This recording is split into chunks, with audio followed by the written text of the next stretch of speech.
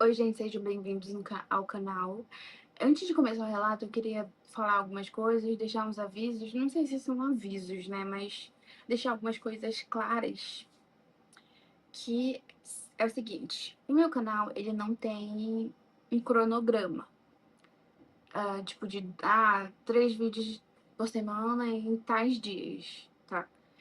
Não é assim. Eu gravo quando eu consigo gravar e eu posto quando eu termino de editar o vídeo, eu já posto logo. Quando eu criei o canal, eu criei com a ideia de fazer 2 vídeos por semana nas segundas e nas quintas-feiras, só que isso não deu certo. Infelizmente, não. Eu estudo, eu faço faculdade, então às vezes eu chego pó da rabiola em casa e eu não consigo gravar. E quando é no sábado, eu tento gravar a maior quantidade de vídeos que eu posso pra deixar e pra postar. Mas só que editar demanda tempo, né? Então, e eu trabalho também, então às vezes não consigo. Eu tô falando isso para as 4 pessoas que me seguem e para as mais algumas outras que me assistem e ainda não se inscreveram no canal. Eu sei que o canal ele ainda não tá bom, mas ele vai ficar bom um dia. Só preciso ter paciência com ele. E eu sei também que eu preciso me soltar mais contando os relatos, né? Eu tô falando isso porque um amigo me deu um feedback, eu pedi pra ele ver os vídeos enfim. E ele falou que eu precisava me soltar mais. Só que, ai, eu tô tentando, gente. Olha, vai dar certo, eu prometo. Que eu tô me esforçando, porque esse canal é uma coisa que eu já queria fazer há muito tempo. E eu quero que dê certo. E eu acho que não tá tão ruim. Enfim,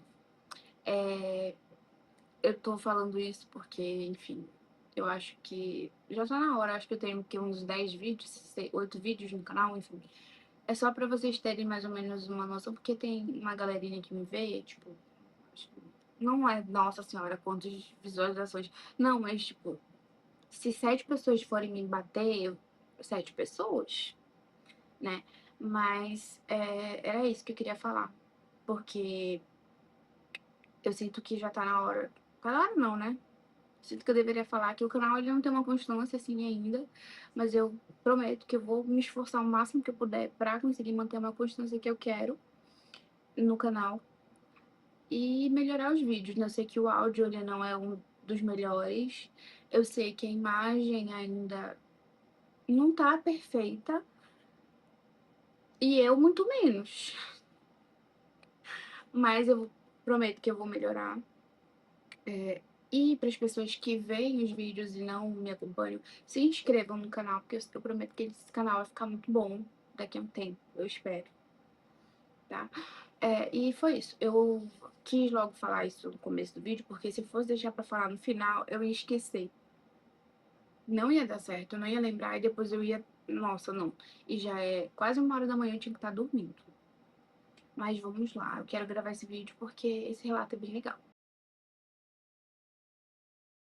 O relato que eu vou ler hoje, ele só tem um título, na verdade. O outro lado do morro.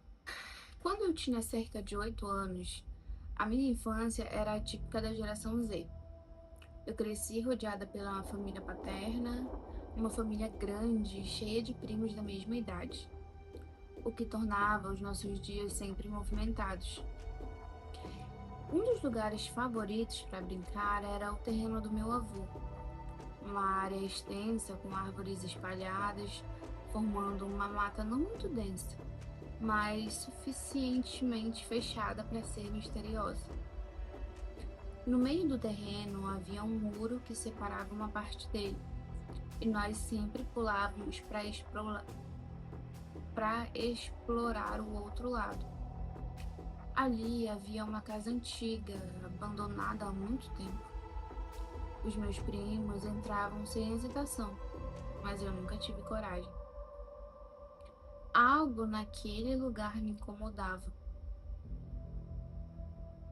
O medo de entrar e encontrar algum morador de rua ou usuário de drogas me mantinha afastada. O terreno ligava 2 bairros, formando um morro que só se tornava plano no topo. Era o cenário perfeito para as nossas aventuras. E foi em uma dessas explorações que conhecemos dois novos amigos.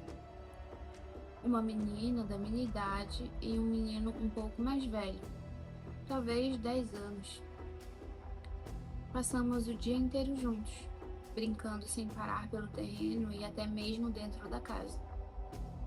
Eles pareciam felizes por estarem ali, como se nunca tivessem visto tantas crianças juntas. Quando o sol começou a se pôr, já era hora de ir para casa. Eu perguntei onde eles moravam e a resposta veio sem hesitação: aqui. Nós concluímos que eles deveriam morar no bairro do outro lado do terreno do meu avô. Então, combinamos de nos encontrarmos novamente no dia seguinte, no mesmo horário e no mesmo lugar. Nos despedimos e começamos a descer, ainda vendo nossos amigos lá no alto do terreno, acenando e gritando: tchau, até amanhã. Naquela noite, jantamos na casa da minha avó e, animados, contamos sobre as novas crianças que conhecemos. O meu avô, sempre atento, ouviu tudo com interesse e, em determinado momento, perguntou: como elas eram? E nós descrevemos suas características, suas roupas e até os seus sorrisos. O semblante do meu avô mudou. Ele ficou em silêncio por alguns instantes, depois respirou fundo e, com uma expressão sombria, revelou: há muitos anos, uma família morava naquela casa.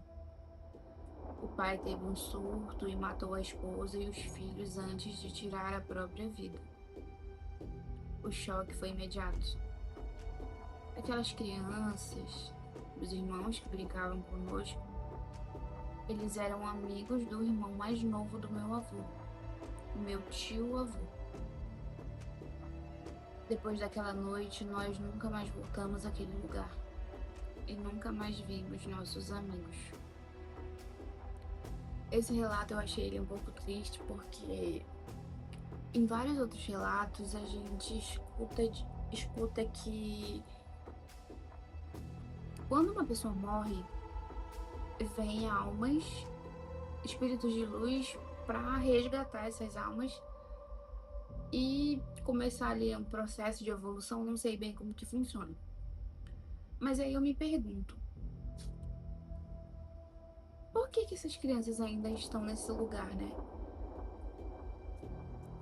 Porque elas são crianças. Assim, eu acho muito triste o espírito de uma criança ficar naquele espaço, naquele local por tanto tempo. Parece que ele tá preso lá, sabe? E pelo que conta aqui no relato, foi que o pai tirou a vida dos filhos e depois tirou a própria vida. Será que eles ficaram com tanta raiva que isso mantém eles presos naquele local?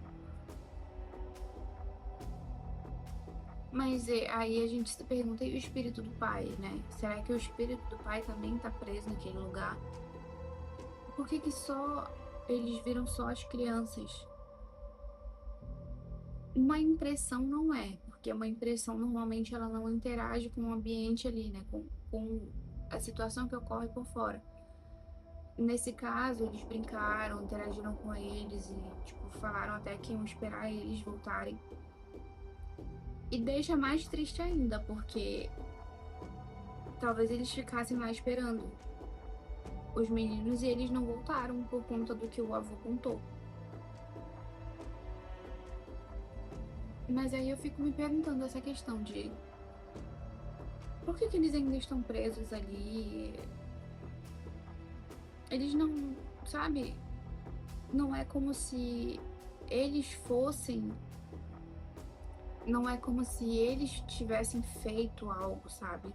Não é como se eles tivessem tirado a própria vida, não é como se eles tivessem tirado a vida dos pais, do pai deles. Eles foram vítimas de um crime e eles estão presos naquele lugar. Não sabemos por quê, né? Será que não teve espíritos de luz que foram resgatar essas almas, ou eles não aceitaram ir com esses espíritos de luz? Eu não tenho religião, então eu não tenho como afirmar o porquê que. Eu acho que é nos espíritas que eles falam que tem essa questão, né? Quando uma pessoa desencarna, vem um espírito de luz para ajudar essa pessoa a entender o que aconteceu. Só que nesse caso, por que que não foram lá, né? Se alguém vê e souber o que aconteceu, por que que essas crianças ainda estão presas nesse local? Porque é muito triste, né? São crianças, tipo, presas num, num local assim, onde aconteceu uma tragédia. Será que elas não ficam revivendo isso? Mas eu acho que fosse, se elas tivessem ficado lá por conta da raiva, elas não teriam virado obsessores, né? Enfim, não sei. Mas o relato de hoje foi esse.